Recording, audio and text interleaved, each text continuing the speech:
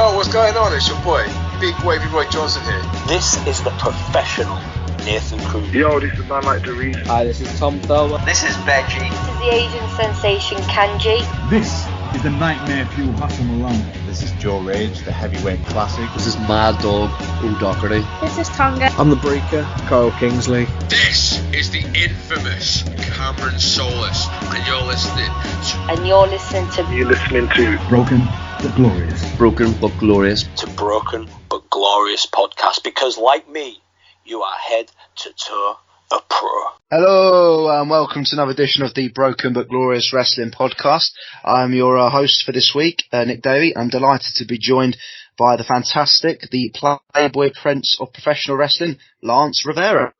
Hello, finally back. I know, fantastic to have you back on. How the hell have you been? I've been alright, I've been doing okay. I've been getting about, doing things, being stuck in places that we won't name. You have been a lot worse than it needs to be. So you have been a very, very busy boy. We've obviously missed you on the show, but we'll start off. How has wrestling been for you? How many more belts have you collected? How's it all going in the wrestling world for the Playboy Prince of Professional Wrestling?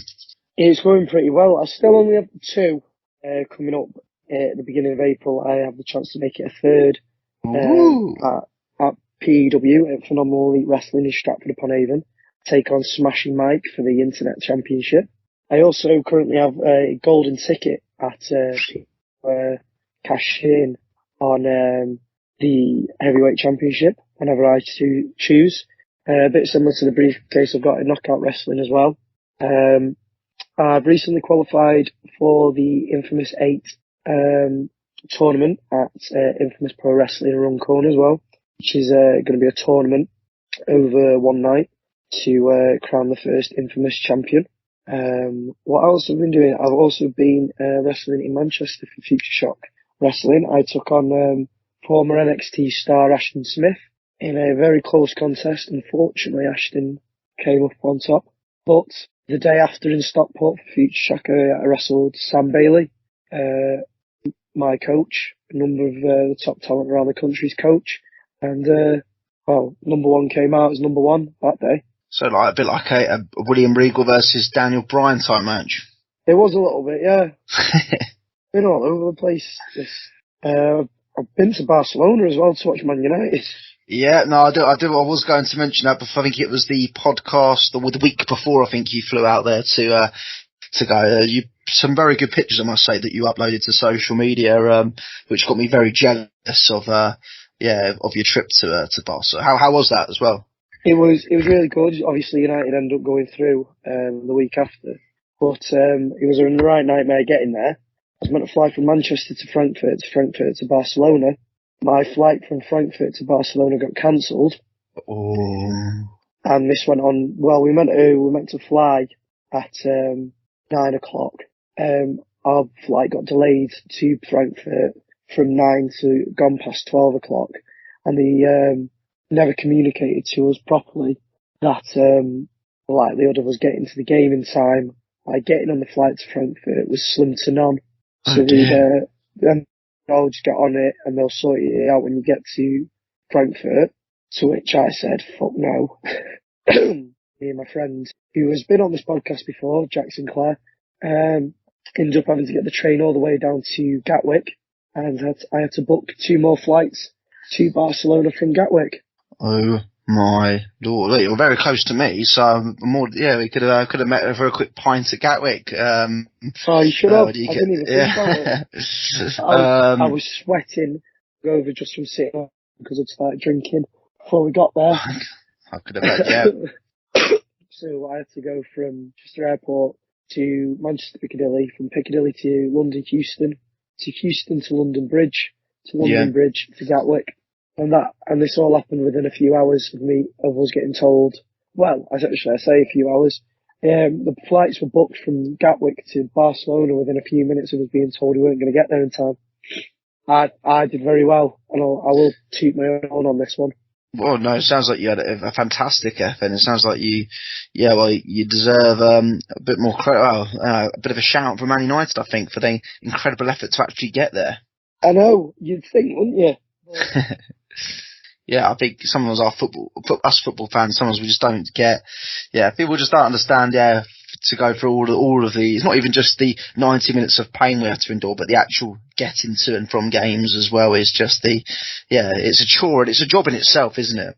Fun. It's just a bit. Oh dear. Well, I'm glad you. I am really glad you got there and got to enjoy the obviously the incredible experience of the new camp and but also a positive result for United in the end after, as you say, after the second leg. It was fantastic. I got to be there for both, and then I had to go to the League Cup final on the Sunday. I don't know how my bank account. I was going to say, yeah. I thought my mind, yeah, I was going to say mine's pretty bad. All the stuff I've got booked for April, Brighton games, with a load of trips to the capital for, say, including one against yourselves, which we spoke about off air. So, yeah, no, well, take my hat off to you. And, as I say, think hopefully Europa League run goes all the way. Yeah, I hope so. Because I want to go to Budapest in May for my birthday. There you are. So yeah, no, well, I'm glad you had a good time there. And any future wrestling shows? I know we mentioned off air about the one you've got coming on with Spike Trevay on the show, which I'm incredibly jealous about because love Spike. Well, that comes on the 30th of April. That's at Wrestle Carnival in Nottingham. Nottingham, yep. Where I'll be facing off with Riley Nova. Ooh. I'm going to kick his ass, and then as well. We meet on the 8th. That's when I face Smashing Mike for the Internet Championship at PEW in Stratford. The 9th, Easter Sunday, I'm back at Wrestle Island defending the Wrestle Island Championship. The 15th, I'm at Unstoppable Wrestling in Burnley. And then on the 22nd, I will be at OPW, Odyssey Pro Wrestling, for their show. And then on the 23rd, I'll be travelling down to London to watch Man United beat Brighton. You had to ruin it at the end there, didn't you? Well, I do like the fact, though, with these wrestling shows, you are getting further south, with Nottingham and Stratford. Still the North, I'm definitely still calling it the North, but, Stratford was the North. Well, you got me, well, Stratford, Stratford that's the North, yeah. Anything, even? Yeah, of course it is. Anything north of Watford is, Watford's anything, once you pass Watford, it's our southern logic, yeah, once you pass Watford, you're up north. Simple as that. Same as the North. Soon as you're on the train, once you've gone through Watford Junction, I'd say, then that's it. You're up north. You go through Watford Junction, oh my god. Yeah, once you pass Watford, you're up north. You're out of the south, you're up north. That's the way we look at it anyway. From us southern, right from down south where we are, that's the way we look at it. I always believe when you get to Coventry. That's way north for me. I was a bit excited though then when you said I'm coming to the capital. I was really hoping, I've got a wrestling show in London, but then you had to wreck it by saying that you're going to beat Brighton, which I will go on record and think I don't think we are going to win, but I'm so excited for that day out. And if we are still around after the game, maybe a shake hands and a drink regardless of the result. No mocking. Yeah. Well, it depends on if I have to run to get on my coach. That's true. I don't know where they'll put the. Yeah, absolutely. Well, I don't know where I'll say before games it's usually quite difficult, so I don't know where they put I know they usually space out where fans can sort of go. I don't think there's any neutral places. Well, I'm not to my knowledge. You can meet up in the middle. Oh yeah, I'm sure. Yeah, even if it's just even if it's outside the stadium. They do try to keep you separate. Yeah, we had this man. Go on. No, I just said from our only experience at Wembley, we don't go there all the time like you big clubs, but when we played Man City in the semi-final, they were literally quite strict with it. Like, they were like, these are the pubs that you can go into for Brighton fans, and these are the pubs you can go into for City fans, sort of thing. That's what it was like for the game against Newcastle. He sent us a big fucking dossier for it. And it's like, this is the United pub. There's a United fan zone outside Wembley and all the rest of it, and I was like, right. And they stopped serving alcohol. Oh god! An hour before kick-off. No, you can't. No doing that. Well, they did that in the fan zone. You couldn't get a pint before kick-off if you were there an hour before. So we all go in the ground. Yeah, go in the ground and pay 15 quid or something for a pint. Yeah, it was horrific. Well, actually, it wasn't that bad. Thinking it would be 15 quid, it was actually like, you got 2 for 12, it was like 6 quid each. You'd take that, won't you, at Wembley for sure? Well, yeah, that's what I thought. I thought you'd probably celebrate that, the fact that the 2 for 6, 2 for 12. I did a bit, actually. Yeah, I did. I was quite happy with 2 for 12. You're right. I think you do set yourself up for like, oh, how much is this going to? Oh, okay, well, it's not what I planned, so I would accept that. So small. Yeah, because I was like 20 quid for 2 pints. That's what I thought. That's what, at least. Yeah. I think my worst ever one was in LA at the LA Clippers game. I was there. I think I went and got 2 pints for me and my mate, and it came to like $39. Fuck off. So what's that? 18. Yeah. Well, yeah, just shy of $20 a beer. 20. But then if you think about it, I suppose, well, not trying to defend it, but yeah, if you take away the exchange rate, then it's what, I don't know what it was then, but yeah, it's still not, I'm not going to defend that because it was 38? $38, for 2 pints. Okay, hold on. But I don't know, obviously don't forget the exchange rate was a bit better when I was there as opposed to what the state it's in now, but. So, I mean, when did you go? 2021, November. It hasn't changed horrifically that much. So that works out at £31.10. So it's about 15 quid a pint. Right. Before I really go into depression, I think we have to move away from this subject because it's going to make me depressed. But I thought it was bad enough at gigs. Oh yeah, no, gigs. If you go to like a gig where you're like in the middle of nowhere, like when I went to Nebworth, you can charge whatever you want. Yeah, my mate said that as well. Yeah, there is nowhere to go at Networth. Yeah, when my mate was that for Liam Gallagher. Yeah. No. Because it's not even like you just stuck in Nebworth in the park. You can't even walk. Like if you got out and came back in, you can't even walk anywhere.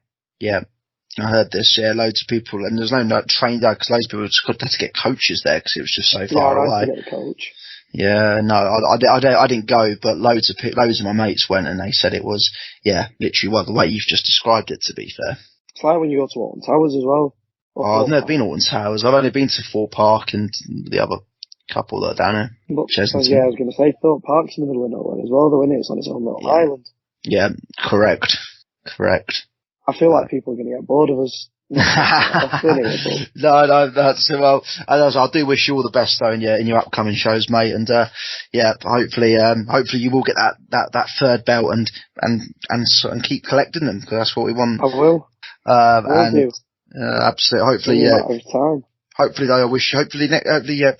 your April is 3 belts, but no FA Cup final. What's all this nicety about? You've never been this nice to me. Well, I'm hosting tonight, so I can't be rude. I'd love to be, but I can only be rude when Chris is hosting, can't I? So. Oh, you are too kind. You're showing your true colours now. But I'm just an advocate. Tell you what, I'll be advocating for. Go on. Bright and spanking come the 23rd of April. I've already said I'm not expecting to win, but don't forget. Matches this season. Well, don't forget that we've already won. Don't forget that opening day win, and then don't forget we did the podcast after that, and I was very chirpy after that. So yeah, don't remember what you're on about. It was a long time ago. It was a long time ago, but as I say, if you please do give us a follow at BBG Wrestling Pod, and we will, as I say, lots of more content coming up. Be a few more interviews Chris has done. All the content in the world. Some more interviews that Chris has done. And as I say, we continue our build up to the WrestleMania, which is getting scarily close now. I think just over a week away until that time of year again. So, it's good night from me. Good night from me as well. And we will see you soon.